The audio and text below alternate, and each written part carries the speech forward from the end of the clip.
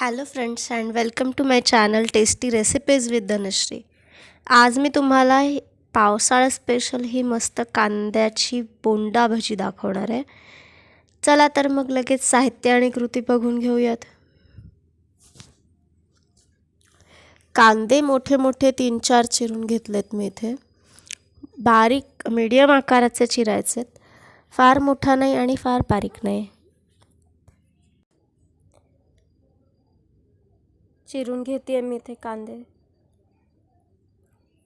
त्याच्यानंतर आपल्याला ह्या चिरलेल्या कांद्यांमध्येच बेसन घालायचे, चणा डाळीचं पीठ आपण ज्याला म्हणतो, त्याच्यावर तिखट घालायचे। चवीनुसार तुम्ही एकदा बॅटर बनवून झालं की टेस्ट करून बघू शकता। तिखट मीठ ह्या गोष्टी ॲडजस्ट केले जाऊ शकतात थोड्याफार प्रमाणात। तिखट घालून झाल्यावर मीठ घातलं आहे मी। त्याच्यानंतर मी इथे थोडीशी साखर, अगदी अर्ध्या चमचालाही कमी, आणि हे ओवा आणि सोडा घातला मी। ओव्याने एक खुसखुशीतपणा येतो आणि सोड्याने छान अशी फुलतात भजी। आणि हे मी आता मिश्रण सगळं एकजीव करून घेते, थोडंसं पाणी घालून अशा पद्धतीने मिश्रण असं पूर्ण एकजीव करून मळल्यासारखं करून घ्यायचं आहे। त्याच्यामुळे काय होतं की भजी खुसखुशीत व्हायला मदत होते। जर पाणी जास्ती झालं तर मग भजी जास्त खुसखुशीत होत नाहीत। त्यामुळे हे अशा प्रकारे थोडंसं पाणी टाकायचं, मग छान कालवून छान मिक्स करून मळून घ्यायचं।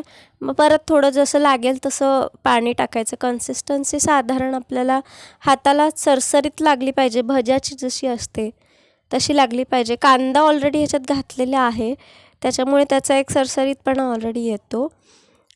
पावसाळ्यात काहीतरी खमंग खावंसं वाटतं तर पटकन भजीच आठवतात ना सगळ्यांना।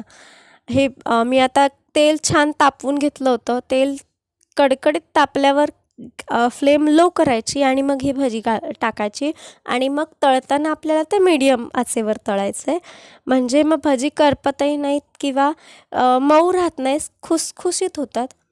खुसखुशीत होण्यासाठी एक टिप म्हणजे ओवा टाकताना आपण तो असं छान चुरून घ्यायचा आहे, म्हणजे त्याचा एक छान स्वाद लागतो। आणि ही भिजवल्या इन्स्टंट करायची, फार वेळ भिजवून ठेवली की छान होत नाहीत। ही मस्त माझी तयार आहेत भजी। करून बघा, खाऊन बघा आणि सांगा मला कशी झाली आहेत। सबस्क्राईब करा, लाईक करा, कमेंट करा आणि बघत राहा टेस्टी रेसिपी विथ धनश्री।